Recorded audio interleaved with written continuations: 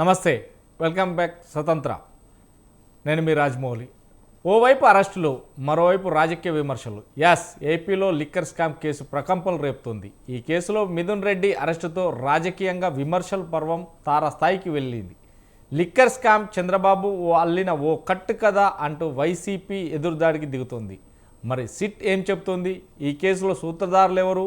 ఈ కేసులో పాత్రధారులు ఎవరు? ఇదే ఇవాటి బిగ్ టాక్లో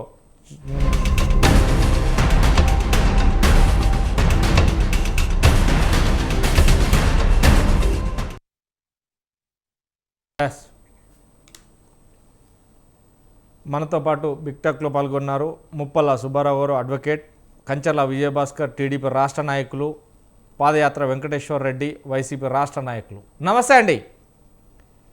నమస్తే అండి.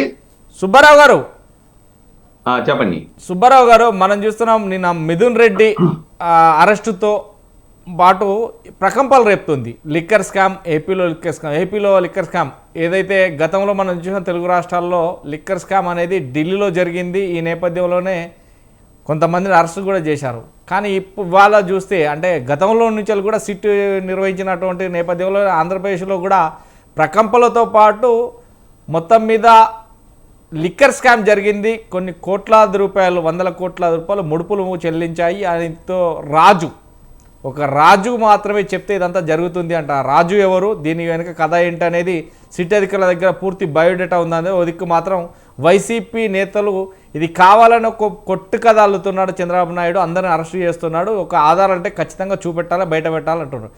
కానీ దీనిలో నేపంగా ఈ అరెస్ట్ల పర్వం ఏంటి, ఇలాంటి అపనిందలు ఏంటి, ఇలాంటి చర్చా వేదికలు ఏంటి అంటే ఎలా చూడొచ్చు? ఇక్కడ ఒకటండి, సిట్ విచారణలో అనేక అంశాలు రోజువారీగా వెలుగు చూస్తూ ఉన్నాయి. దాన్ని ప్రాతిపదికగానే ప్రాథమికమైనటువంటి ఛార్జ్షీట్ను కోర్టులో దాఖలు చేశారు. దాదాపుగా 305 పేజీల ఛార్జ్షీటు. అలానే 268 మందిని సాక్షులను విచారించారు. 100కు పైగా ఆర్ఎఫ్ఎస్ఎల్ రిపోర్ట్స్, ఫారెన్సిక్ ల్యాబ్కి సంబంధించినటువంటి వివిధ ఇళ్ళు డిస్ట్రాయ్ చేసినవి కానీ మిగతాయి కానీ చేసినటువంటి రిపోర్ట్స్ వేశారు. దాదాపుగా న్యాయస్థానం అనుమతితో పాటుగా మొత్తం 62 కోట్ల రూపాయలు స్వాధీనం చేసుకున్నారు.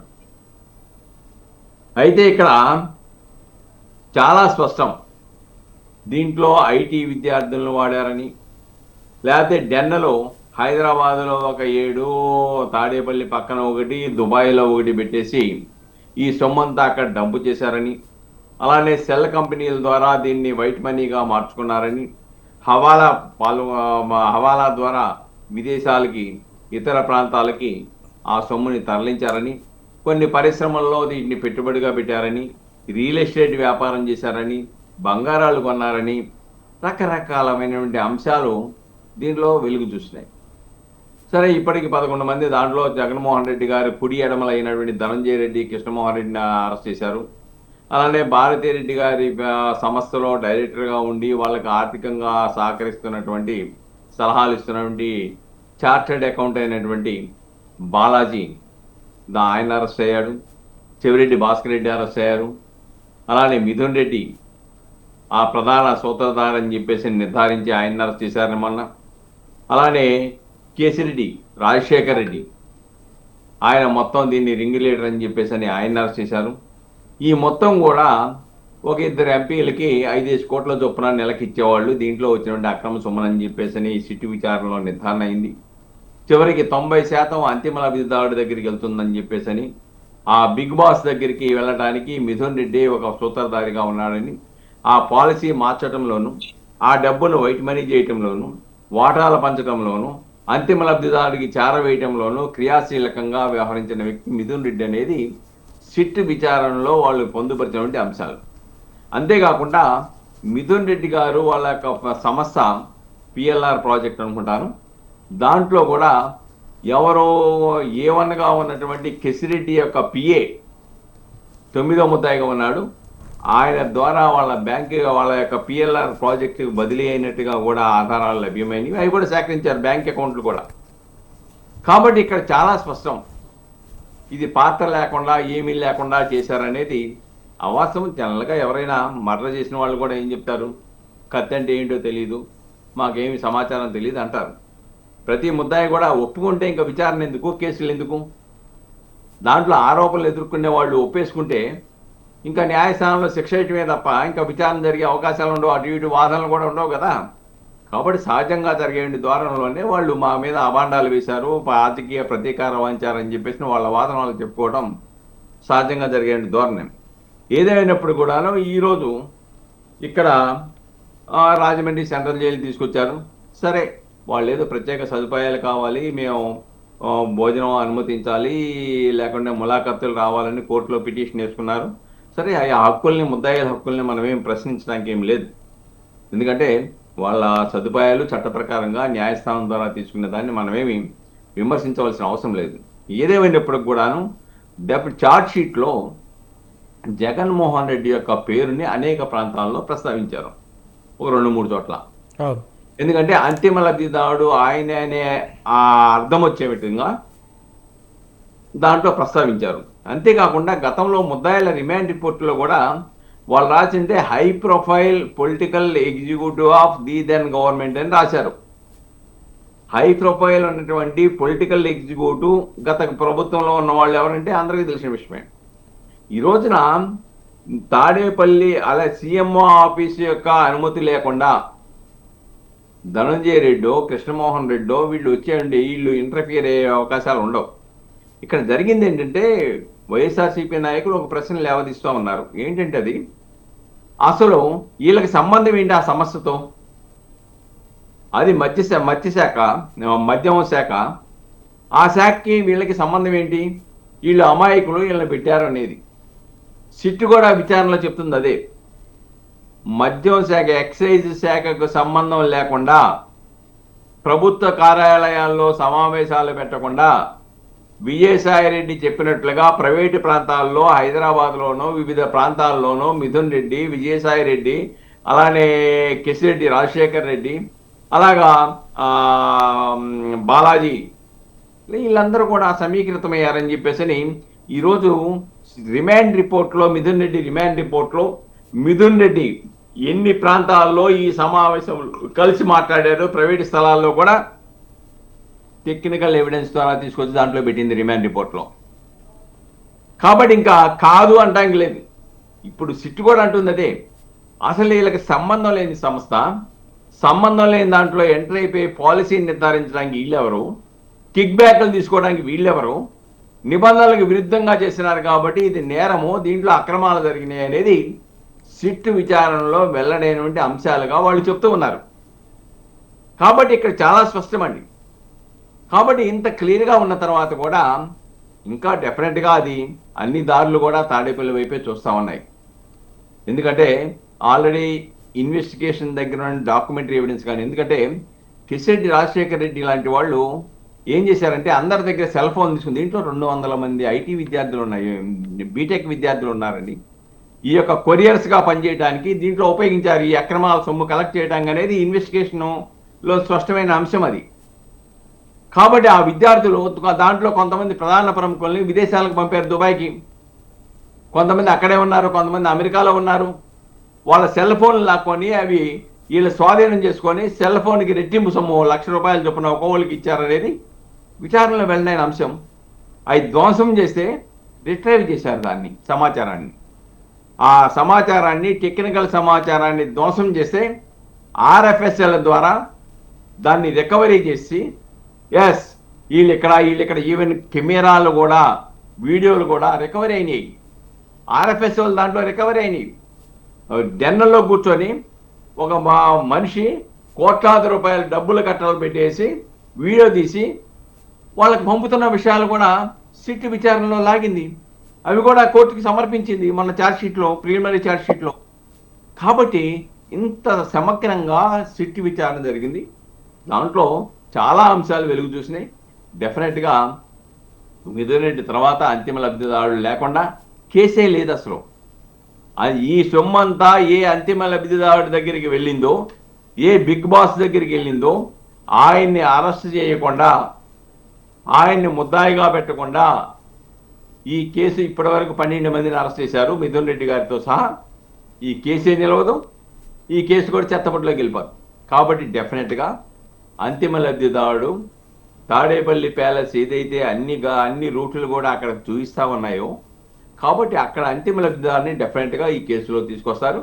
అది వారమో 2 వారాలు అవ్వచ్చేమే తప్ప దీంట్లో ఈ నేరంలో ఉన్న వ్యక్తులు తప్పించుకోవడం అనేది అసాధ్యమైన అంశంగా ఇక్కడ మనం భావించాలి. ఎందుకంటే న్యాయ వ్యవస్థ కూడా మీరు ఆలోచించండి, ధనంజయ రెడ్డికి, కృష్ణమోహన్ రెడ్డికి, అలానే బాలాజీకి ఎందుకు బెయిల్ రాలేదు? కేసిరెడ్డి ఎందుకు రాలేదు? చెవిరెడ్డి భాస్కర్ రెడ్డికి ఎందుకు బెయిల్ రాలేదు? బెయిల్ రాలేదు అని సుప్రీంకోర్టు వరకు వెళ్ళిన కొంతమంది, ఇది ఆర్థిక నేరాలు, ఇది సమాజం మీద ప్రభావాన్ని చూపుతాయి, కాబట్టి ఇటువంటి ఆర్థిక నేరాలలో కఠినంగా వ్యవహరించాలని చెప్పేసి న్యాయస్థానాలు గతంలో చెప్పిన తీర్పుల పరిగణలో తీసుకొని ఇక్కడ కూడా కింద హైకోర్టులో కూడా వాదించారు. ఇది పొలిటికల్ రివెంజ్తో పెట్టినటువంటి కేసులు, ఇవి రాజకీయ ప్రతీకార వాంఛతో పెట్టిన కేసులు అని చెప్పేసి మిథున్ రెడ్డి గారి తరఫున వాదించారు. అయినప్పటికీ కూడా కోట్లాది రూపాయల యొక్క అవినీతి దీంట్లో ఇమిడి ఉంది. కాబట్టి వాళ్ళ వాదాన్ని పరిగణలోకి తీసుకోకుండా ప్రాథమిక సాక్ష్యాధారాలను పరిగణలోకి తీసుకొని ఇక్కడ కూడా డిస్మిస్ చేశారు, రైట్ వెళ్ళారు. ఇక్కడ ఒకటి ఆలోచించాలండి, ఎందుకంటే ముద్దాయిలకి నేరారోపణలు ఎదుర్కొనే వాళ్ళకి అవకాశం ఇవ్వకుండా అరెస్ట్ చేయలే. ఇక్కడ మిథున్ రెడ్డి లేదంటే ధనంజయ రెడ్డి, కృష్ణమోహన్ రెడ్డి,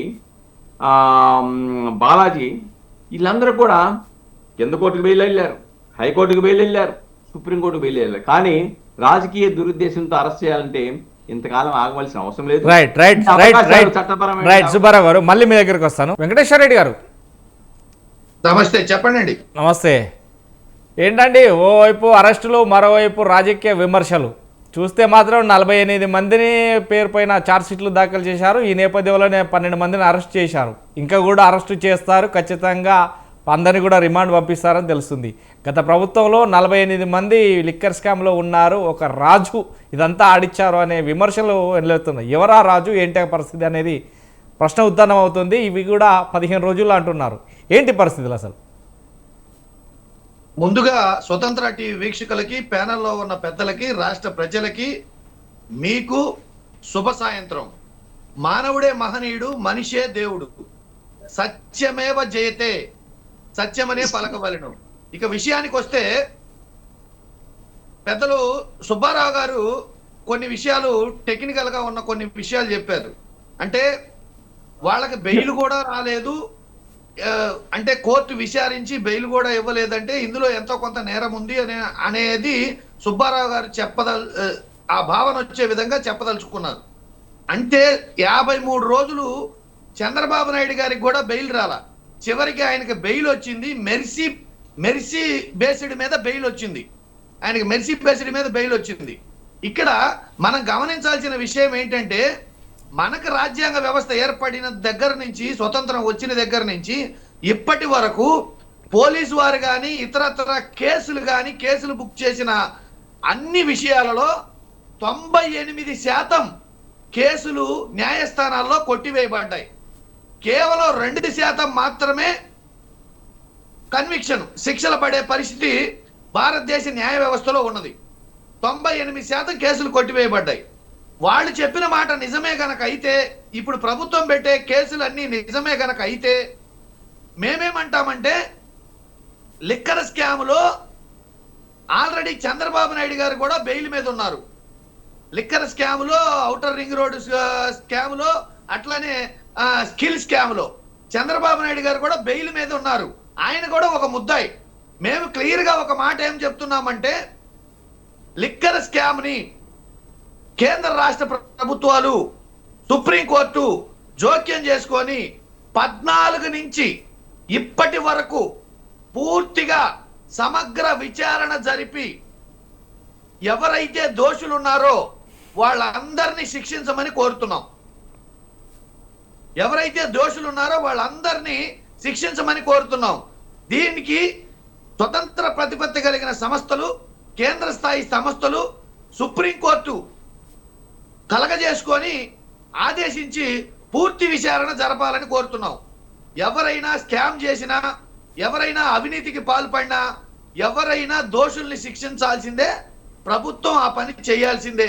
ప్రభుత్వం కక్ష సాధింపు కోసం ఇది ఒక్క కేసే కాదు, ఈ ప్రభుత్వం వచ్చిన దగ్గర నుంచి ప్రశ్నించిన వాళ్ళ మీద ప్రతి ఒక్కరి మీద నెలకొకటి, నెలకు 2, నెలకు 3 చొప్పున ప్రతి నెల ఈ 13 నెలలు కేవలం కేసులతోనే గడుపుతుంది.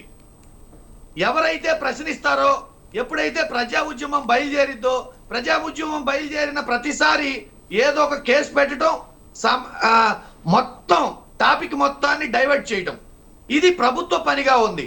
సహజంగా ప్రశ్నిస్తే, ప్రజా ఉద్యమం జరిగితే, ప్రజలు ప్రశ్నిస్తే ఆ ప్రభుత్వం అక్కడ ఏమి సమస్యలు ఉన్నాయి, ఆ సమస్యల్ని మనం ఎలా తీర్చాలి అనే దాని మీద ప్రభుత్వం దృష్టి పెడుతుంది.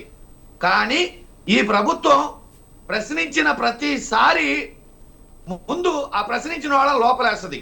ఇప్పుడు మిథున్ రెడ్డి గారి మీద ఈ కేసు రావడానికి ప్రధాన కారణం బంగారుపాళ్యంలో రైతులు చేసిన ఉద్యమం, అది ఉవ్వెత్తున ఎగసటం, అక్కడ మామిడి రైతులు మొత్తం గోడు వెళ్ళబోసుకోవటం, ఆ సమస్యను తీర్చలేక ఆ సమస్యని పక్కదారి పట్టించడం కోసం మిథున్ రెడ్డిని ఇప్పుడు అరెస్ట్ చేశారనేది మా ఆరోపణ.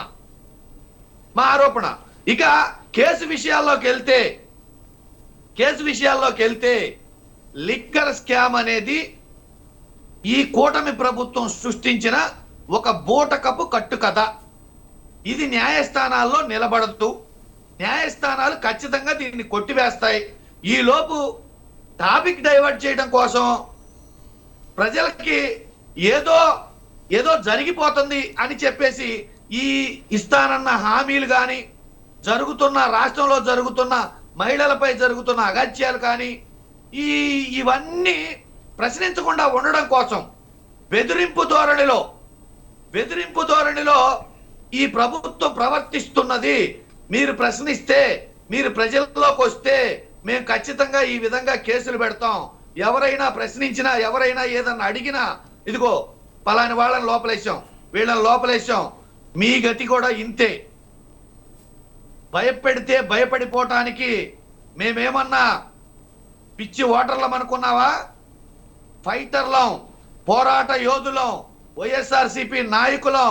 మీరు కేసులు పెడితే భయపడటానికి మేమేమి అల్లాటప్పగాళ్ళం కాదు. గుర్తుపెట్టుకోండి, మేము వచ్చిందే పోరాటంతో, మేము వచ్చిందే సింగిల్ గా. మేము గతంలోనే 11 ఏళ్ళు ప్రతిపక్షంలో ఉండి కేసులు ఎదుర్కొన్న తర్వాతే మేము అధికారంలోకి వచ్చాం. ఈ కేసులు, ఈ జైళ్లు, ఈ బెయిళ్లు, మీ బెదిరింపులు, మీ అక్రమ కేసులు మాకు కొత్త కాదు. మేము ప్రభుత్వాన్ని మేమేం చెప్తున్నామంటే, అసలు మీరు వీటన్నిటి మీద సమగ్ర విచారణ జరపండి, కేసులు పెట్టుకోండి, మీరు ఏమైనా చేయండి.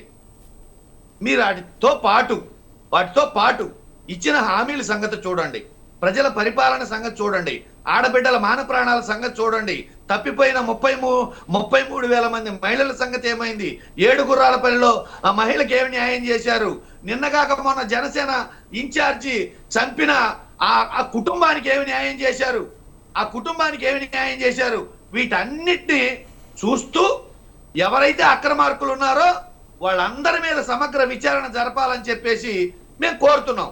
వాటన్నిటిని పక్కన పెట్టి ఈ కేసుల విషయాలనే టాపిక్లుగా తీసుకొని, ఈ కేసుల్లో ఏదో జరిగిపోయిందని న్యాయస్థానాలు నిర్ణయించకముందే, న్యాయస్థానాలు కేసుల గురించి తేల్చకముందే వీళ్ళకి వీళ్ళే దోషులని చెప్పేయటం, వీళ్ళకి వీళ్ళే అదిగో అది జరిగింది ఇది జరిగిందని చెప్పేయటం.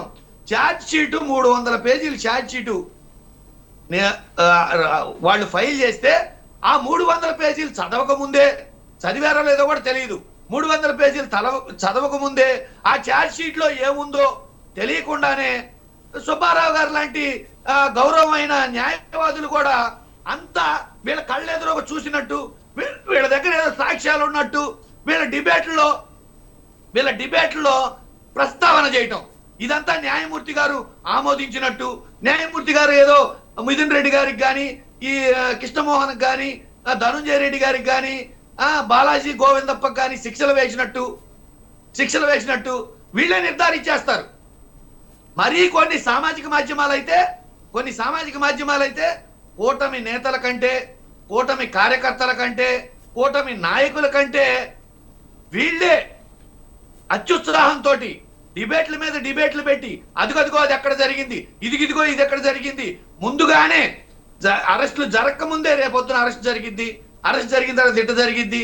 దాని ప్రకారం కొన్ని సామాజిక మాధ్యమాలు కార్యకర్తల కంటే అత్యుత్సాహంతో పనిచేస్తున్నాయి. ఒకటి చెప్తున్నాం, మీరు ఎన్ని చెప్పినా ఎన్ని చేసినా ప్రజలకు మీరు ఇచ్చిన హామీలు నెరవేర్చకుండా, ప్రజా పరిపాలన సక్రమంగా చేయకుండా, ఇలాంటివి ఎన్ని చేసినా, మీరు ఎంత బెదిరించినా, ఎన్ని అక్రమ కేసులు పెట్టినా మీ ప్రభుత్వం కూలిపోక తప్పదు. మీరు ఎప్పుడైతే సక్రమైన పరిపాలన చేస్తారో, ఎప్పుడైతే ఇచ్చిన హామీలు నెరవేరుస్తారో, ఆ నెరవేర్చినప్పుడు మాత్రమే ప్రజల ఆమోదం పొందుతారు. అంతేగాని మళ్ళీ మీ దగ్గరికి వస్తా విజయభాస్కర్ గారు బెదిరించాలని చూస్తే ఎవరు భయపడేవాళ్ళు లేరు. రైట్ విజయభాస్కర్ గారు చెప్పండి. ఇస్తామన్న మాటలు, చేస్తామన్న చేతలు ఇవన్నీ చేయలేకనే ఉంటే అడిగే వ్యక్తికి, ఎదిరించే వ్యక్తిని మాత్రమే అణగదొక్కడానికే చంద్రబాబు నాయుడు అల్లిన ఓ కట్టు కదా. వైసీపీ ప్రభుత్వం అంటే వైసీపీ ఎదురుదాడికి దిగుతుందంటే భయపడే ఒక్కొక్కరిని అణగదొక్కాలని చూస్తుంది.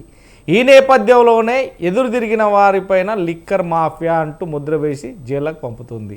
భయపట్టిస్తే భయపడే వ్యక్తులం కాదు అంటూ కూడా వైసీపీ నాయకులు చెప్తున్నారు.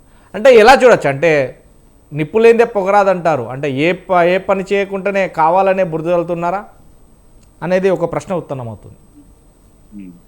ప్రసిద్ధ న్యాయవాది పెద్దలు మన ముప్పాళ్ళ సుబ్బారావు గారు మొత్తం కేసుకు సంబంధించిన డీటెయిల్డ్ స్టోరీ అంతా చెప్పాడు. మళ్ళా చర్విత చేయడం బాగుండదని నేను వాటి జోలికి పోవట్లేదు.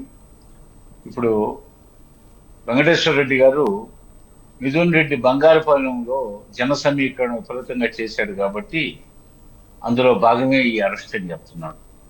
కాదు, తొలిసారి అదుపులో తీసుకోవడం కాదు. ఏప్రిల్లోనే ఆయన్ని సిట్ విచారణకు పిలిచింది. సిట్ ఒకసారి విచారణకు పిలిచింది ఆల్రెడీ ఆయన ఏప్రిల్ నెలలో. ఫిబ్రవరి 5న కాన్స్టిట్యూట్ అయింది. ఆ తర్వాత ఏప్రిల్లో మిథున్ రెడ్డి గారిని పిలిచారు. ఆ తర్వాత ఇది రెండోసారి పిలిచారు. పోతే దర్యాప్తు సంస్థలు, దర్యాప్తు అధికారులు రేపు ఉద్యోగాలు బాగుంటుకుంటారు. నిరాధారమైనటువంటి కేసులు, నిరాధారమైన ఆరోపణలు ఇవన్నీ ప్రభుత్వ పెద్దలు చెప్పినంత మాత్రం చేయదు. పోతే అందులో నిజానిజాలని పోతే నెగ్గదీసిన తర్వాతనే వాళ్ళు 200 పేజీల డాక్యుమెంట్ అంటే నివేదికను తయారు చేశారు. అదేవిధంగా ఈ కథ క్లైమాక్స్కి వచ్చింది. అతి త్వరలో ఈ పోతే ఛార్జ్ షీట్ లో పొందుపరిచిన వివరాల ప్రకారం అసలు కింగ్ పిన్ ఎవరనేది రుజువు కాబోతుంది. అది 2-3 వారాల్లో అది తెలిపోతుంది. అంతేగాని పోతే బంగారుపాలెంలో ఏదో జన సమీకరణ చేసేందుకు కక్ష కట్టి మిథున్ రెడ్డిని అరెస్ట్ చేయడం కాదు. ఇప్పుడు అసలు అన్ని ఇందాక సుబ్బారావు గారు చెప్పినట్టు అన్ని దారులు ప్యాలెస్ వైపు చూస్తా ఉన్నాయి. అనేక చోట్ల పొందుపరిచినట్లుగా ఛార్జ్ షీట్ లో మీడియా అంతా వ్యక్తం చేస్తా ఉంది. అదేవిధంగా ఇప్పుడు మద్యం కుంభకోణంలో అనేది ఇప్పుడు సృష్టించిన కట్టు కథ కాదు. ఈ బంగారుపాలెం ఇన్సిడెంటో, పొదిల్లో ఇన్సిడెంటో, లేకపోతే రెంటపాళ్ళ ఇన్సిడెంటో చూసి ఏదో జనాన్ని చూసి ఏదో చంద్రబాబు వెంబెలెత్తిపోయి ఇవన్నీ కట్టుకథలు సృష్టిస్తున్నారని చెప్పి ఆరోపిస్తున్నారు. అది నిజం కాదు. మొదటి నుంచి చంద్రబాబు నాయుడు గారిని, నంద్యాలలో ఉన్న చంద్రబాబు నాయుడు గారిని, బస్సులో ఉన్న ఆయన్ని అర్ధరాత్రి ఏకుందా పోయేసి పోలీసులు చుట్టుముట్టారు. అంతకుముందు చంద్రబాబు నాయుడు మీద పొగగాడ లేదు, ఏమాత్రం గుసగుసలు లేవు, ఎక్కడ సందేహాలు అనుమానాలు లేవు, ఎక్కడ ఏమి లేవు, ఉరుము లేదు, మెరుపు లేదు, ఏం లేదు. వర్షం పడినట్టు చంద్రబాబు నాయుడు గారిని ఆకస్మికంగా పోయి నిద్రపోయేవాడిని, ఒక నేషనల్ ఎన్డీఏ కన్వీనర్ గా చేసిన వాడిని, జాతీయ రాజకీయాలను ప్రభావితం చేసిన వాడిని, ఒక 14 సంవత్సరాలు ముఖ్యమంత్రిగా అప్పటికే చేసిన వాడిని, ఒక పార్టీ అధ్యక్షుడిగా ఉన్నవాడిని వెంటనే ఆకస్మికంగా ఆ అరెస్ట్ వారెంట్ కూడా చూపించకుండా తర్వాత చూపించి అరెస్ట్ వారెంట్ ఆయన్ని నంద్యాల నుంచి తీసుకొచ్చి చిత్రహింసలకు గురి చేసి చివరికి తప్పకుండా రెడ్డి గారు చాలా సేపు మాట్లాడారు. మీరు ఆగండి అయ్యా. ఆగుతున్నా తర్వాత వెంకటేశ్వర రెడ్డి కోపడకండి. మీరు దౌర్జన్యం చేయకండి, కోప్పడకండి. నేను అవతల ప్యానల్లో డిబేట్ హోస్ట్ అడుగుతున్నాను, రిక్వెస్ట్ అడుగుతున్నాను. మీరు ఈ లోపల కోప్పడకండి. రైట్ కంటిన్యూ మాట్లాడేటప్పుడు అడగలేదుగా నేను, మీరు కంటిన్యూ భాస్కర్ గారు కంటిన్యూ. పోతే ఆ రోజు చంద్రబాబు నాయుడు గారిని, ఒక సీనియర్ సిటిజన్ ని ఇప్పటికీ వాళ్ళు ముసలోడని పిలుస్తారు. వాళ్ళు పిలిచేదేమో ముసలోడని, కానీ అంత వృద్ధాప్యంలో ఉన్న పెద్ద ఆయనకి ఆరోగ్య పరిస్థితి పోతే ఆ జైలు నిబంధన మాన్యువల్ ప్రకారం పోతే ఇవ్వాల్సిన రెస్పెక్ట్ ఇవ్వాలి కదా.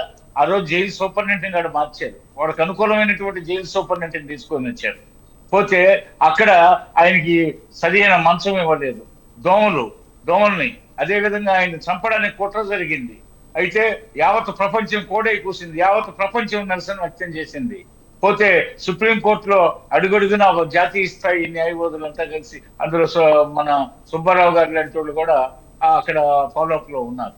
మరి వీటన్నిటిని ఛేదించుకొని 58 రోజుల తర్వాత ఆయన బెయిల్ మీద వచ్చాడు. చంద్రబాబు నాయుడు గారు కూడా బెయిల్ మీద ఉన్నారు కదా అంటే ఆయన మీద అది వెల్లువెత్తిన ఒక ఆరోపణ. సరే, ఇప్పుడు ఎందుకు మీరు బెంబేలెత్తిపోతున్నారు? ఇవి నిలిచేవి కాదంటున్నారు, కట్టుకథలు అంటున్నారు. దానికి ఎందుకు తగులుకోవడం, ఉలిక్కిపడ్డం ఎందుకు? ఇప్పుడు నిజాలు చిన్నగా నిరూపితం అవుతాయి కదా. ఇప్పుడు ఆరోపణ వచ్చింది, ఆరోపణ మీద దర్యాప్తు జరిగింది. చంద్రబాబు నాయుడు కక్ష సాధించే మనస్తత్వం ఉంటే గవర్నమెంట్ వచ్చి 13 నెలలు అయిపోయి 14 నెలలో గడువు పెట్టింది. ఇప్పుడు చంద్రబాబు నాయుడు అప్పటికప్పుడు ఏ గుసగుస, ఏ అనుమానం, ఏ ఆరోపణ, ఏ మీడియా వ్యక్తం చేయనప్పుడు ఆ ఏకంగా పోయి ఆకస్మికంగా అరెస్ట్ చేసిన తర్వాత తెల్లవారిగా మీడియా చంద్రబాబు నాయుడు గారు అరెస్ట్ అంటే ఒక్కసారిగా ప్రజలంతా దిగ్భ్రమకు గురయ్యారు. ఇది అలా కాదే. 14 నెలల నాటి గవర్నమెంట్ వచ్చినా కూడా అప్పటి నుంచి ఆయన గవర్నమెంట్ షాపుల పేరుతో ఒక సిండికేట్ నడిపాడు.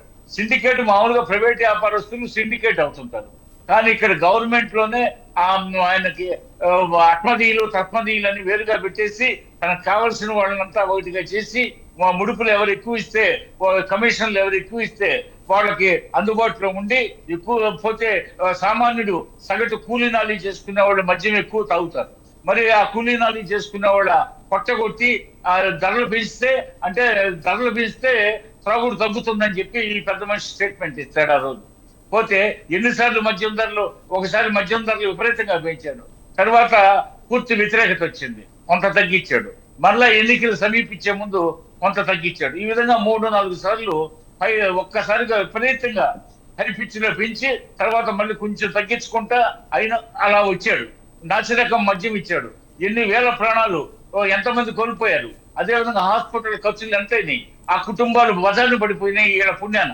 అదే విధంగా ప్రైవేటు ఈయన రివర్స్ టెండరింగ్ లాగా అంత విడ్డూరమైన వింతైన ఆలోచనలు అన్నమాట. రివర్స్ టెండరింగ్ అన్నాడు, దాంట్లో 5,000 చిల్లర కోట్ల నష్టం వచ్చింది పోలవరం. అదే విధంగా ఈ రోజు ఈ మద్యం కుంభకోణంలో మరి గవర్నమెంట్ అన్నాడు. కొన్ని రాష్ట్రాల్లో గవర్నమెంట్ నిర్వహించవచ్చు, వాళ్ళు సక్రమ పద్ధతిలో నిర్వహిస్తున్నారు. అట్లా కాదే, ఈయన గవర్నమెంట్ లో ఎందుకు పెట్టారంటే ఎవరూ తినకూడదు, వేలం పాట అది.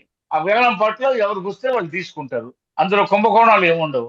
అలా కాకుండా గవర్నమెంట్ ని పెట్టి ఆ పేరుతో in the name of government ఎలా ఎక్స్ప్లాయిట్ చేయాలని చెప్పి దీనికంతా మాస్టర్ మైండ్ గా ఆయన మిథున్ రెడ్డి గారిని పెట్టి, అదే విధంగా రాజకేశ్వర ముడుపులు వసూళ్ళకి రాజకేశ్వర రెడ్డి లాంటి వాళ్ళని, తరలించడానికి బాలాజీ గోవిందప్ప లాంటి వాళ్ళని, ఇలా 48 మంది ఇప్పటికే ముద్దాయిలుగా చేయలేదు. 268 మంది సాక్షులు ఉన్నారు. మరి 305 పేజీల నివేదిక ఉంది. వీటన్నిటినీ అబద్ధాలు అనుకుంటే త్వరలో అన్ని తేలుతాయి కదా. మరి చంద్రబాబు నాయుడు గారిని ఏమీ లేకుండా ఒట్టి పుణ్యానికి అప్పటికప్పుడు అరెస్ట్ చేశారే, వీళ్ళని గురించి 14 నెలలుగా అధికారులు నివేదికల్లో ఈ విధంగా కుంభకోణాలు జరిగాయి. మరి మొత్తం అంతా బ్యూరేజ్ కార్పొరేషన్ పూర్తిగా నాశనం చేశారు దాన్ని. అదే విధంగా వీళ్ళందరూ ఎలక్షన్ టైంలో వాడిన సొమ్ము అంతా దీనికి సంబంధించింది. అదే విధంగా హవాలా మార్గాల్లో తరలిచ్చారు. మరి దీనికి సంబంధించి అనేక మంది దుబాయ్లో ఇంకా ఇతర భారతదేశంలో వివిధ ప్రాంతాల్లో తలదాచుకుంటున్నారు. అక్కడ డన్లు ఏర్పాటు చేశారు. ఆ బంగారు బిస్కెట్ల రూపంలో కొంత, నగదు రూపంలో కొంత ఇదేంటి, డిజిటల్ రూపంలో కాకుండా డైరెక్ట్ గా క్యాష్ రూపంలో ప్రపంచం అంతా డిజిటలైజేషన్ బాటలో ఉంటే ఈయన మళ్ళా రివర్స్ టెండరింగ్ లాగా మళ్ళా ఇక్కడ పాత పద్ధతుల్లో మరి మాన్యువల్ గా ఎందుకు పెట్టాడు? ఇవన్నీ అనుమానాలకు తావిచ్చి దీని మీద విచారణ జరిపించమని కోరితే అప్పుడు విచారణ ప్రారంభిస్తే ఈ లోపాలన్నీ ఒక్కోటిగా పుట్టలుగా బయటకు వస్తా ఉంటే అందులో భాగంగా 11 మందిని అరెస్ట్ చేసి నిన్న 12వ మనిషిగా ఆ మిథున్ రెడ్డిని అరెస్ట్ చేశారు. పోతే ఇక మిగిలింది ఎవరు? ఇంకా ముద్దాయిలు ఉన్నారు. వాళ్ళందరినీ విచారించాలి. కొంతమంది విదేశాల్లో దాక్కుని ఉండాలి, ఇతర రాష్ట్రాల్లో దాక్కుని ఉండాలి, వాళ్ళని అరెస్ట్ చేస్తారు. అదే విధంగా చివరికి అందరూ ఛార్జ్ షీట్ లో మెన్షన్ చేసిన ప్రకారం ఆయన జగన్మోహన్ రెడ్డి గారే ఇందులో ఇన్వాల్వ్ అయి ఉన్నాడు. ఆయన సూచనలతోనే, ఆయన డైరెక్షన్ లోనే ఇదంతా జరిగింది. మొదటి నుంచి ఆయనకి డొల్ల కంపెనీలు సృష్టించిన అలవాటు ఉంది. అదే విధంగా ఆయన పోతే ఎప్పుడు లిటిగేషన్ లో ఉండడం ఆయనకి వెన్నతో పెట్టిన విద్య. ఎప్పుడు ఆయనకి ఏదో రకంగా సమస్య ఉండాలా, సమస్య లేకపోతే నిద్ర పట్టదు. అతని యొక్క బాడీ లాంగ్వేజ్ ఆ తీరులో ఉంది. పోతే అనేక సార్లు 11 ఈడీ కేసు, సిబిఐ కేసుల్లో 7 ఈడీ కేసుల్లో ఉన్నాడు. అవి చాలదన్నట్లుగా మళ్ళీ రాష్ట్రంలో ఇప్పుడు ఒక మద్యం కుంభకోణమే కాదు, అనేక కుంభకోణాలు ఇరుక్కుపోయినారు. పోతే అనేక ప్రభుత్వ శాఖల్లో విచారణ జరుగుతూ ఉంది. త్వరలో అవన్నీ కూడా బయటకు వస్తాయి. కాబట్టి వాళ్ళు ఏదో ఒక విధంగా 2 పార్టీలు కదా ప్రధానంగా పోటీ చేసేది. ఇటు కూటమి పోటీ చేస్తే అటు మేము ఒకసారి ఓడిపోతే, ఇంకోసారి ఓడిపోయినా, 2 సార్లు ఓడిపోయినా, 3వ సారి అయినా మాకు అవకాశం మీద, 4వ సారి అయినా అవకాశం మీద అంటే ఇప్పుడు గజ దొంగలు మాకు మీటింగ్లకు జనం వస్తున్నారంటే పోతే టైగర్ నాగేశ్వరరావు చీరాల పేరాల స్టోర్పురం ఆయన అంత్యక్రియలు జరపడానికి శవయాత్ర చేస్తా ఉంటే ఆ రోజు నేను కారంచేడు నుంచి చీరాలలోకి ఎంటర్ అవుతుంటే రైల్వే గేటు ఎన్సేఫ్టీ దిగిపోతే ఏంటి బాణసంచా, ఏంటి జనసమూహం అని చెప్పేసి నేను పక్కనున్న వాళ్ళని ప్రశ్నిస్తే, అయ్యో మీకు తెలియదా టైగర్ చనిపోయారని. టైగర్ ఎవరు, ఇదేంటి అంటే ఇట్లా ఫలానా గజ దొంగ అన్న. గజ దొంగకి ఇంతమంది రావడం ఏంటి, గేట్ ఇంతసేపు ఆపడం ఏంటి, మరి ట్రాఫిక్ అంతా అటు ఇటు ఆగిపోయిందంటే, అయ్యో ఆయన గజ దొంగ అండి, పోతే ఆయనకి అంత క్రేజ్ ఉందంటే ఆయన చూడడానికి జనం వస్తానన్నారు. అట్లా ఉంది ఈయన యాత్రలు. ఈయన జైత్ర యాత్రల పేరుతో ఏదో దండయాత్రకు పోయినట్టు పోతాడు. పోతే నువ్వు పరామర్శకు పోయేవాడు ఎట్లా పోతారు? విజయభాస్కర్ గారు, నేను మళ్ళీ మీ దగ్గరకు వస్తాను. వెంకటేశ్వర రెడ్డి గారు, ఇప్పటి వరకైతే సిట్ అధికారులు 48 మంది పైన ఛార్జ్షీట్ దాఖలు చేశారు. అందులో జగన్ ప్రస్తావన మాత్రం 3-4 సార్లు జగన్ పేరు వచ్చేది, కానీ ముద్దాయిగా మాత్రం చేర్చలేదు. గతంలో ఈ 48 మంది అంటే సుమారుగా 305 పేజీల ఛార్జ్షీట్ను దాఖలు చేశారు. ఆ నేపథ్యంలోనే 225 మంది సాక్షులను విచారించారు. 48 మంది పైన ఛార్జ్షీట్ దాఖలు చేశారు. ఇదే నేపథ్యంలో ఇప్పటికి 12 మంది, ఏదైతే మిథున్ రెడ్డి తోటి 12 మందిని అరెస్ట్ చేశారు. ఇంకా కూడా అరెస్టుల పర్వం కొనసాగుతుంది అంటూ ఒకరికొకరిని నోటీసులు ఇస్తూ ఉంటే కూడా కొంతమంది అయితే కొంతమంది మాజీ ఎమ్మెల్యేలు కావచ్చు, ఎంపీలు కావచ్చు, మాకు కొద్దిగా అస్వస్థకు గురయ్యాను, లేదంటే హెల్త్ బాగలేదని చెప్పేసి తప్పించుకుంటున్నారనే ఒక ప్రస్తావన మాత్రం వస్తుంది. కానీ జగన్ పేరు 3-4 సార్లు ప్రస్తావించిన నేపథ్యంలోనే జగన్ను కూడా అరెస్టు చేస్తారు అనే ఒక వాదనలు అయితే వినబడుతున్నాయి. ఈ నేపథ్యంలోనే ఇదంతా కావాలని చేసిందే, కానీ ఎప్పుడు కూడా ధరలు పెంచుతూ తగ్గిస్తూ ఒక జనంతో ఒక ఆట ఆడుకున్నారు అనేది టీడీపీ వర్ణిస్తుంది. ఎలా చూడొచ్చు? అదే నేను ముందుగానే చెప్పిన విధంగా ఛార్జ్ షీట్ తయారు చేయడం ఏముంది, అందులో పేర్లు రాయటం ఏముంది. ఓ గంట కూర్చొని వాళ్ళు ఇష్టం వచ్చిన పేర్లు రాయొచ్చు.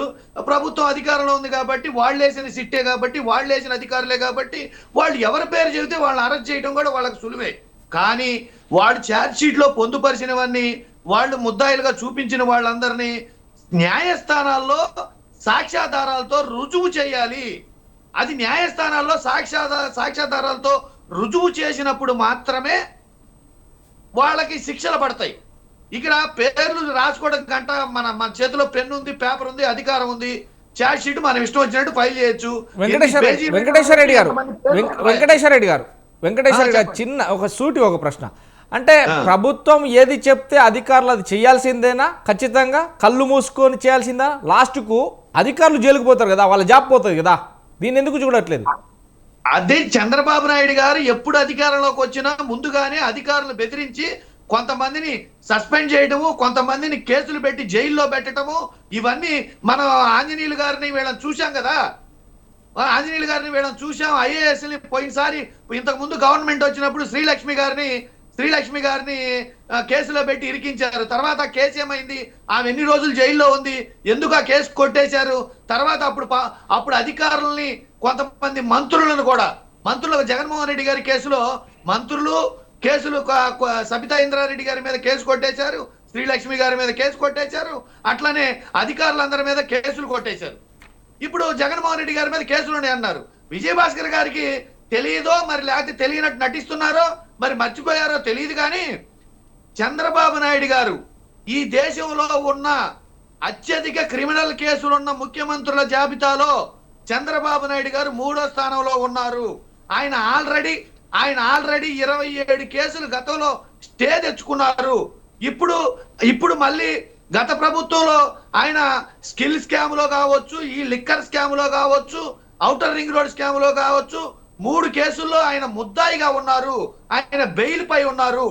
ఆయన ఏదో సత్య హరిశ్చంద్రుడు అయినట్టు, సత్యశీలుడైనట్టు, ఆయన మీద క్రిమినల్ రికార్డే లేనట్టు ఆయన చెప్తున్నారు. ఆయన కుటుంబ సభ్యులే, ఆయన పిల్లనిచ్చిన మామే, ఆయన స్వయాన ఆయన అత్తగారే ఆయన ఎంత క్రిమినలో ఎన్ని కేసులు ఉన్నాయో పూర్తిగా వివరణ వేసి కోర్టులకు వెళ్ళిన సందర్భాలు ఉన్నాయి.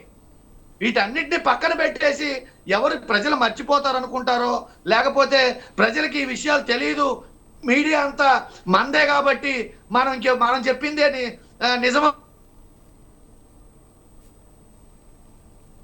రైట్ సుబ్బారావు గారు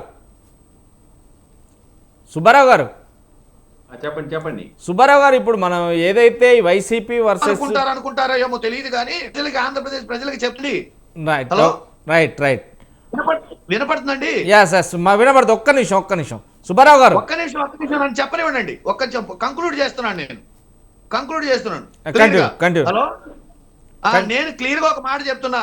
మీరు చెప్పేది నిజమైతే, మీ ఆరోపణలు నిజమైతే, నేను క్లియర్ గా అంటున్నా, 14 నుంచి ఈ రోజు వరకు లిక్కర్ స్కామ్ లో, ఆంధ్రప్రదేశ్ లో లిక్కర్ స్కామ్ ఎవరు చేశారు, ఏం చేశారు అనేది సిట్టింగ్ జడ్జి ద్వారా లేకపోతే మీరన్నట్టు ఈడీ ద్వారా, మీరన్నట్టు సిబిఐ ద్వారా విచారణ జరిపించండి.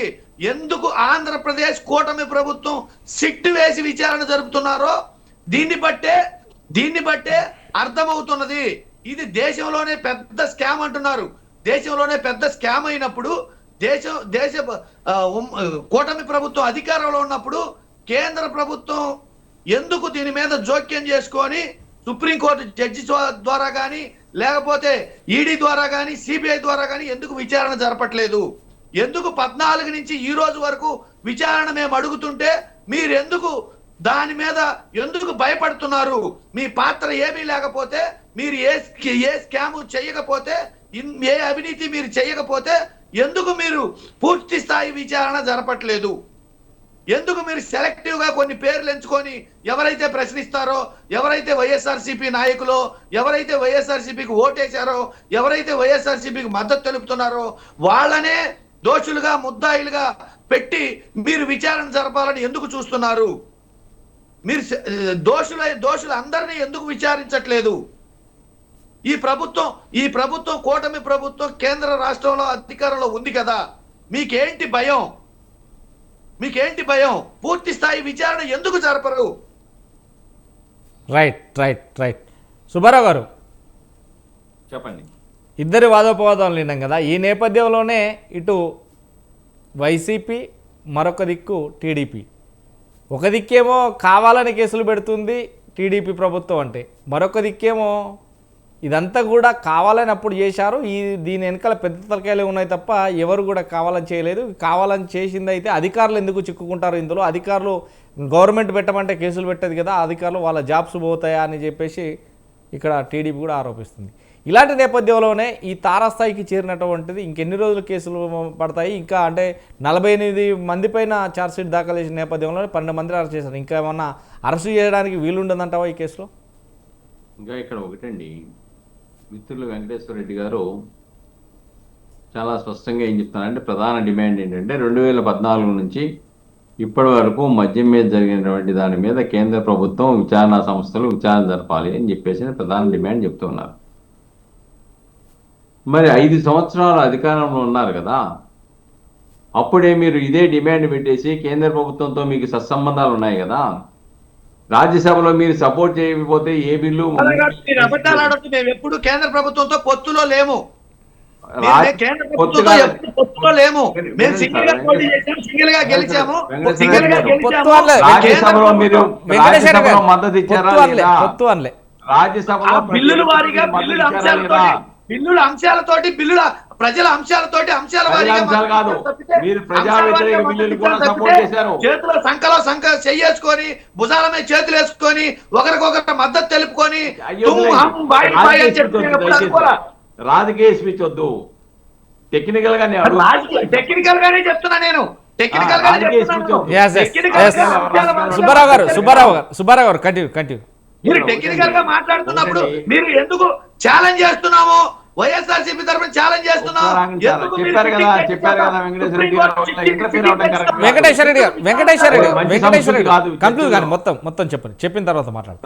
ఒకటండి, 2014 నుంచి విచారణ జరపాలనుకున్నప్పుడు 5 సంవత్సరాల పాటు వైఎస్ఆర్సీపీ అధికారం ఉన్నప్పుడు ఈ డిమాండ్ ఏమైపోయింది? ఈ రోజు జగన్మోహన్ రెడ్డి దగ్గరికి వచ్చేదో లేకుంటే ఆగండి సార్, ఒక్క నిమిషం. మాట్లాడేప్పుడు మేము మాట్లాడామా? వెంకటేశ్వర రెడ్డి గారు ఇప్పుడు జరుపుతారా? కంట్రోల్ చేయండి ఆయన్ని.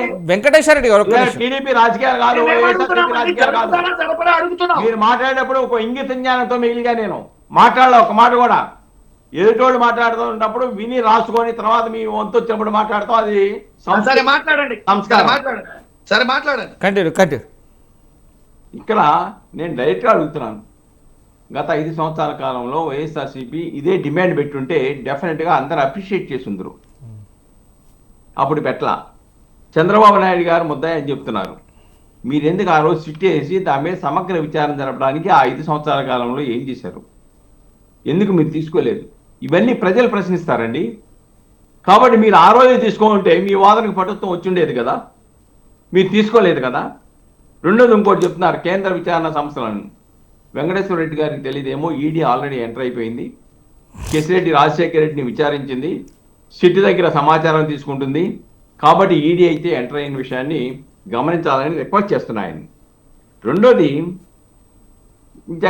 చంద్రబాబు నాయుడు గారి మీద స్టేలు ఉన్నాయా? ఇవన్నీ ఇక్కడ స్టేలు ఉన్నాయి. 5 సంవత్సరాలు మన చేతిలో విచారణ సంస్థలు ఉన్నాయి కదా, స్టేని ఎందుకు వెకేట్ చేయించలేకపోయారు? మీరు చెప్పిందే వాస్తవం అయితే మీరెందుకు చట్టపరమైన చర్యలు తీసుకోలేకపోయారు? ఈరోజు పీకలు చుట్టుకేటట్టుగా మద్యం కేసు వచ్చిన తర్వాత ఇప్పుడు గొంతెత్తి ప్రజలు ఎలా నమ్ముతారు?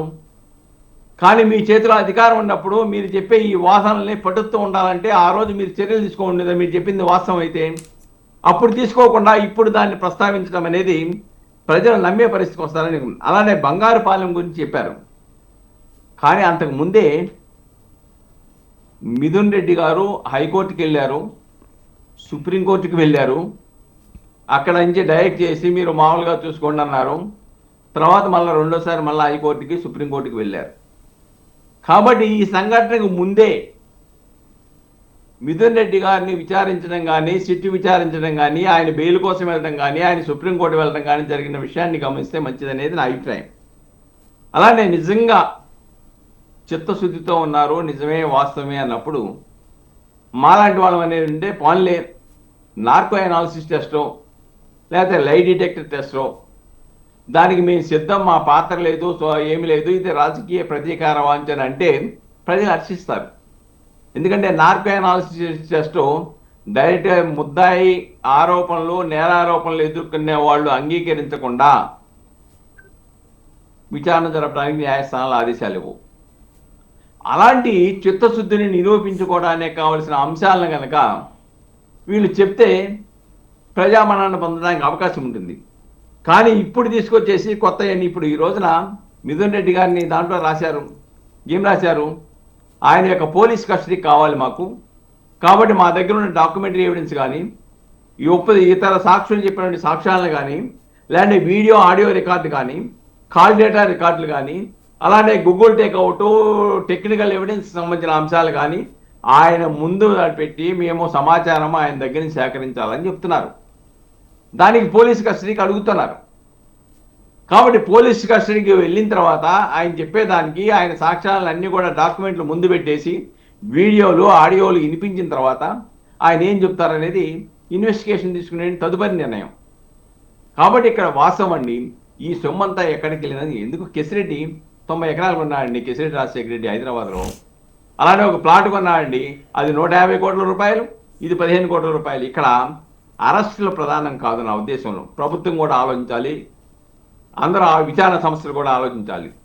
అరెస్టులు అనేవి తర్వాత బెయిల్ మీద వస్తారో సహజం, కానీ ఆదాయానికి మించి ఆస్తులు ఎవరి దగ్గర అయితే ఉన్నాయో ఆ ఆస్తులను విచారించి వాళ్ళ మీద మరొక కేసులు పెట్టేసి ఆ ఆస్తులను జప్తు చేయవలసిన అవసరం అయితే స్పష్టంగా ఉంది. కాబట్టి ఆదాయానికి మించి ఆస్తులు ఉంటే ఎవరి సొమ్మది? అక్రమంగా సంపాదించిన సొమ్ము కాదా? అవినీతితో సంపాదించిన సొమ్ము కాదా? లేకుంటే వివిధ ఆక్రమణల ద్వారా మైన్స్, లేకపోతే మద్యమో, లేకపోతే ఇంకోటో, లేదంటే ఫారెస్ట్లో ఇంకోటో, ఇసుకో పుసుకో ఏదో పెట్టుకొని చేసిన అక్రమ సంపాదన కదా? డెఫినెట్గా దీనితో పాటుగా వాళ్ళ ఆస్తుల మీద ఎంతగా ఎక్కడెక్కడ ఆస్తులు ఉన్నాయి, బినామీ పేర్ల మీద ఏమున్నాయని చూసుకోవాలి, ఆస్తులు జప్తు చేయాలి. అప్పుడే మరొక్కసారి ఇటువంటి నేరారోపణలకు పాల్పడాలనే వాళ్ళు భయపడతారు. ఇది ఆర్థిక నేరం అనేది ఒక మర్డర్ అయితే ఆ కుటుంబానికి పరిమితం అయిపోద్దండి ఆ అంశం.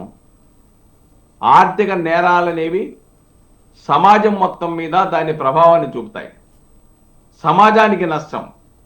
కాబట్టి సమాజానికి నష్టం చేకూర్చే వ్యక్తులు మరి ముందు ఎవరు రాకుండా ఉండాలంటే ఇటువంటి ఆ అక్రమ ఆస్తుల మీద దృష్టి కేంద్రీకరించాలి, ఆ ఆస్తులను జప్తు చేయాలి. కావాలనుకుంటే అవి ప్రజా ఉపయోగాలకు పెట్టుకోవాలి. వాళ్ళు ఇవాళ వచ్చేటువంటి డేటా ప్రకారం, నాకున్న సమాచారం ప్రకారం ఎంతవరకు తెలియదు కానీ దాదాపుగా 30,000 మంది మద్యంతో, చీప్ లిక్కర్తో చనిపోయారని చెప్తూ ఉన్నారు. 52 నుంచి 54% వరకు కిడ్నీలు, లివర్లు పాడైపోయినట్టున్నారు. అలాంటివే కనుక అది వాస్తవం అని నీ రిపోర్ట్ కనుక వాస్తవం రిపోర్ట్ అయితే దాంట్లో భాగస్వామ్య ఆస్తులను జప్తు చేసి బాధిత కుటుంబాలని ఆదుకోవాల్సిన అవసరం అయితే ఉంది దీంట్లో. కాబట్టి ఇవన్నీ కూడా చాలా విశాలమైనటువంటి అంశాలతో ఉన్నాయి. ఈ రోజున ఆ రోజు ఏమన్నారు చంద్రబాబు నాయుడు గారు? సరే, ఆయన ముద్దాయిగా ఉన్నాడు, దాన్ని ఆ హక్కుల గురించి జైల్లో పెట్టినప్పుడు ఏమన్నారు? ఆయనకి ఏసీలు ఇస్తారా, రంభా ఊరస్వామిని తీసుకొస్తారని కామెంట్ చేశారు కదా. అలాంటి కామెంట్లు ఈరోజు వస్తున్నాయా? కాబట్టి ముద్దాయిల హక్కులు నిజంగా దీంట్లో ఒక వాదన అయితే ప్రజల్లో ఉంది. నిజంగా కనుక రెడ్ బుక్ రాజ్యాంగమో రాజకీయ ప్రతీకార వాంఛ తీర్చుకోవాలనే లక్ష్యమో కనుక ఉంటే 1-3 నెలలు ఎందుకు ఆగుతారు? అంటే ప్రాథమిక సాక్ష్యాధారాలు లభించడానికి ఒక ప్రయత్నం చేసి ప్రాథమిక సాక్ష్యాధారాలు లభించిన తర్వాతే రంగంలోకి దిగుతున్నారనే ఒక అంశం అర్థమవుతుంది. అదే కనుక అరెస్ట్ చేయాలంటే ఏసీబీ కోర్టు, హైకోర్టు, సుప్రీంకోర్టు వరకు నీకున్నటువంటి ముద్దాయిలకు ఉన్నటువంటి హక్కులను పరిరక్షించుకోవడానికి అవకాశం ఎందుకు ఇస్తారండి సిట్టు? నువ్వు అసలు హైకోర్టులో అరెస్ట్ చేసిన వెంటనే నేను తీసుకెళ్ళి లోపల పడేస్తారు కదా, నువ్వు ఎక్కడున్నా నిర్ధారిస్తారు కదా. కానీ నువ్వు సుప్రీంకోర్టుకు ఉన్నటువంటి ఈ భారతదేశ అత్యున్నత న్యాయస్థానానికి ఉన్నటువంటి హక్కులు కూడా నువ్వు సద్వినియోగం చేసుకోవడానికి అవకాశం కల్పించారంటే ముద్దాయిల హక్కులను పరిరక్షించడం కాదా అది? చివరికి సుప్రీంకోర్టు తిరస్కరించిన తర్వాత ఇంకా ప్రత్యామ్నాయ మార్గాలు ఏమీ లేవు కాబట్టి, చట్టపరమైన రెమెడీలు ఏమీ లేవు కాబట్టి తప్పనిసరి పరిస్థితుల్లో సిట్టు ముందు హాజరవ్వాల్సిన పరిస్థితి ఏర్పడింది. నిజంగా లేకపోతే ఎందుకు చక్కని అవకాశం ఉండండి. నెక్స్ట్ ఇస్తా. భాస్కర్ రెడ్డి గారు, మా భాస్కర్ గారు, విజయభాస్కర్ గారు చెప్పండి. ఇప్పుడు మనం చూస్తున్నాం ఏదైతే కావాలని చంద్రబాబు నాయుడు పైన అన్ని ఆరోపణలు, అన్ని కేసులు ఉన్నా కానీ, బెయిల్పై వచ్చినా కానీ, ఇప్పటికీ కూడా ఉన్నా కానీ ఇదంతా కూడా కక్షపూరిత రహస్యమే తప్ప ఎవరు చేసిన పాపం అయితే కాదు. దీనికి సమాధానం అంత ఇంత కాదు, సాక్ష్యాధారాలతోటే ఉండాలి. కానీ ఒకవైపు మాత్రం సిట్ అధికారుల దగ్గర మాత్రం అన్ని సాక్ష్యాలు ఉన్నాయి. అది ఎప్పుడైతే ఫోన్ సంభాషణకు సంబంధించి, ఫోన్లో చాటింగ్ సంబంధించి కోడీకరించారు, ఈ నేపథ్యంలోనే అదంతా కూడా రికవర్ చేశారు అనేది వినబడుతుంది. అంటే మొత్తం మీద న్యాయ వ్యవస్థకు సంబంధించి న్యాయపరంగా జరుగుతున్నటువంటి ఈ నేపథ్యంలోనే సిట్తో పాటు ఈడీ కూడా ఇప్పుడు ఎంటర్ అయింది అనేది ఒక వాదన వినబడుతుంది. నిజమేంట్రా? అంటే ఇప్పటికే 68 కోట్లు అనుకుంటాను జప్తు చేసే, 62 68 కోట్లు జప్తు చేసినట్టు, 62 కోట్లు జప్తు చేసినట్టున్నారు ఇప్పటికే. అదే విధంగా ఇప్పుడు వాళ్ళు నీలాపనిందాలు, ఇవన్నీ నీలాపనిందాలను దృష్టిలో పెట్టుకొని కక్ష సాధింపు ప్రతీకార వాంఛతో తెలుగుదేశం కూటమి ప్రభుత్వం ఈ విధానాన్ని కొడిగట్టింది అంటారు. ఇందాక పెద్దలు సుబ్బారావు గారు చెప్పారు, ఎవరు ఒప్పుకోరు. మర్డర్ చేసినోడు కానీ మర్డర్ చేసావంటే ఒప్పుకోరు, దొంగని బాబు నువ్వు దొంగతనం చేసావంటే ఒప్పుకోరు, ఎవరు ఒప్పుకోరు. ఆ ఆరోపణల్ని దృష్టిలో ఉంచుకొని అధికార యంత్రాంగం వారి వారి పద్ధతుల్లో విచారణ చేస్తారు. తర్వాత న్యాయస్థానానికి నివేదిస్తారు. ఆ న్యాయస్థానంలో కొన్నాళ్ళు విచారణ జరిగిన తర్వాత తీర్పు వస్తుంది. అప్పుడు దాకా తప్పదు, రిమాండ్లు కొంతకాలం రిమాండ్ లో ఉండక తప్పదు, జ్యుడిషియల్ రిమాండ్ లో ఉండక తప్పదు. అదేవిధంగా మధ్యలో పోలీసు వాళ్ళు అడుగుతారు, ఇంకా కస్టడీకి ఇంకా ఏమైనా అనుమానాలు ఉంటే పూర్తి స్థాయిలో ఛార్జ్ షీట్ ఫైల్ చేసే ముందు. ఇలా ఎన్నో రకాలు ఉంటాయి వాటిల్లో. పోతే ఇప్పుడు నిన్న ప్రిలిమినరీ ఛార్జ్ షీట్ పెట్టారు. ఆ తర్వాత ఇంకా కొంతమందిని పెట్టాల్సిన వాళ్ళు ఉన్నారు. ఇంకా ఇన్వెస్టిగేషన్ లో భాగంగా చాలా చాలా అవసరాలు ఉన్నాయి. పోతే ఇది తీగలాగితే డొంకంతా కదులుతుంది. ఇది చాలా పెద్ద, అత్యంత పెద్ద కుంభకోణంగా మారబోతుంది. పోతే ఇది ద్రోణి నుంచి అల్పపీడనంగా, అల్పపీడనం పోతే ఇది తుఫానుగా మారి ఆ, ఉంది అని చెప్పి వాతావరణ శాఖ చెప్పినట్లుగా ఇది కూడా ఈ ఆర్థిక కుంభకోణం అనేది, ఈ మద్యం కుంభకోణం అనేది ఆ విధంగా మారే ప్రమాదం కనిపిస్తా ఉంది దీన్ని బట్టి, ఇప్పుడు ఉన్నటువంటి పరిస్థితిని బట్టి. కాబట్టి ఇప్పుడు ఇది పెద్ద భూతంగా రేపు భవిష్యత్తులో ప్రజలు భయభ్రాంతులకు గురి అవుతున్నారు ఇప్పటికే. ఏంటి ఈ కుంభకోణం అని చెప్పేసి, పైగా అసలే వారి ఏలుబడిలో వారి జమానాలో 5 సంవత్సరాలు అనేక మంది ఇళ్లాళ్ళ నల్లపూసల సౌరులు పోతే అంతా గంగలో కలిసిపోయినాయి. అదేవిధంగా కుటుంబాలు చిన్నాభిన్నం అయిపోయినాయి. ఇంటి యజమానులు చనిపోయాక కుటుంబాలు దీనావస్థలో ఉండిపోయాయి. మరి అదే విధంగా హాస్పిటల్ ఖర్చులతో ఆర్థికంగా చితికిపోయాయి. అసలే గబ్బు పట్టిపోయారు 5 సంవత్సరాలు. అసలు ఆ నేపథ్యం ఉంటుంది, గబ్బు పట్టిపోయారు. పోతే ఆ లిక్కర్ అంతా ఎలాంటి బ్రాండ్లు ఇంట్రడ్యూస్ చేశారు, ఏ రకం నాసిరకం మద్యం, ఏ అదేమంటే డిస్టిలరీలు మా హయాంలో పెట్టలేదంటే, ఎవరి హయాంలో పెట్టేదనేది కాదు ముఖ్యం. అక్కడ అసలు డిస్టిలరీస్ అక్కడ అస్మదీయులు తస్మదీయులను పెట్టుకొని అయిన వారి కాకుల్లో కాని వారి కంచాలు అన్నట్టు ఏ విధంగా ముడుపులు భారీ ఎత్తున ఇచ్చిన వాళ్ళకి ఎంతెంత ఏ కంపెనీలు అనేది.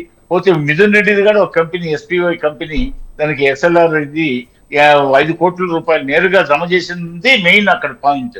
అందుకే మిథున్ రెడ్డిని వెంటనే తక్షణం అరెస్ట్ చేయడం అంటే నేరుగా ఆయన కంపెనీలోకి అకౌంట్ లోకి 5 కోట్లు జమ అయింది డైరెక్ట్ గా. అది ప్రధానమైన అక్కడ చార్జ్ షీట్ లో.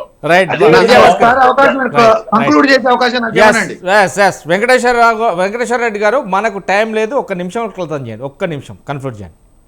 నేను ఒక్కటే క్లియర్ గా చెప్తున్నానండి. సుబ్బారావు గారు కానీ విజయభాస్కర్ గారు కానీ ఏం చేద్దంటే, కూటమి ప్రభుత్వం రెడ్ బుక్ కాదు, కావాలని కేసులు పెట్టేదంటే ఎప్పుడో అరెస్ట్ చేసేవాళ్ళు కదా, ఇప్పుడు దాకా ఎందుకు ఆగారంటున్నారు. అసలు కౌంటింగ్ జరిగిన రోజు దగ్గర నుంచి ఈ రోజు వరకు ఏ రోజు ఏ నెలలో హత్యలు జరగలేదు, దోపిడీలు జరగలేదు, మానభంగాలు జరగలేదు, ఆ కేసులు పెట్టలేదు, ఎవరిని అరెస్ట్ చేయలేదు. ఈ 13 నెలల కాలంలో ఏ రోజు అయినా దోపిడీ జరగకుండా, మానభంగం జరగకుండా, ఆ హత్యలు జరగకుండా, ఆ కేసులు పెట్టకుండా, అరెస్టులు చేయకుండా ఏ రోజన్నా ఖాళీగా ఉన్న డేట్ ఒకటి ఉందా? ప్రతిరోజు నిత్యం రెడ్ బుక్ రాజ్యాంగం అమలు జరుపుతూనే మళ్ళీ దెయ్యాలు వేదాలు వల్లిస్తున్నట్టు మేము సత్యశీలులం, మేము రెడ్ బుక్ రాజ్యాంగం జరపట్లేదు, మేము ఎక్కడా ఎవరి మీద దాడులు చేయట్లేదు, ఎక్కడా ఎవరి మీద ఎక్కడ మారణకాండ సృష్టించలేదు, ఎక్కడా ఎవరిని అరెస్ట్ చేయలేదు అంటున్నారు. ప్రతిరోజు ప్రతి నెలలో సోషల్ మీడియా కార్యకర్తల దగ్గర నుంచి, నాయకుల దగ్గర నుంచి, ప్రశ్నించే వాళ్ళ దగ్గర నుంచి కంప్లైంట్ ఇవ్వడానికి వెళ్తే కంప్లైంట్ ఇచ్చిన వాడిని వదిలేసి వాడినే అరెస్ట్ చేయడం. ఈ విధంగా ఎన్ని జరగలేదండి. జరిగితే మళ్ళీ మేము రెడ్ బుక్ రాజ్యాంగం అమలు జరపట్లేదని చెప్తున్నారు. మీరు ధైర్యం ఉంటే ఎస్ మేము కక్ష సాధింపు చేస్తున్నాం, మా పరిపాలన ఇది, మేము ఇంతే చేస్తామని ఒప్పుకోండి. ఎవరు కాదన్నారు? రైట్ వెంకటేశ్వర రెడ్డి గారు, మొత్తం మీద ఈరోజు బిగ్ టాక్లో పాల్గొన్నటువంటి ముప్పల్ల సుబ్బారావు గారికి, కంచర్ల విజయభాస్కర్ గారికి, పాదయాత్ర Venkateswara Reddy, thank you very much అండి. ఇది వాటి బిగ్ టాక్. మరో బిగ్ టాక్తో మళ్ళీ కలుద్దాం. చూస్తూనే ఉండండి స్వతంత్ర న్యూస్.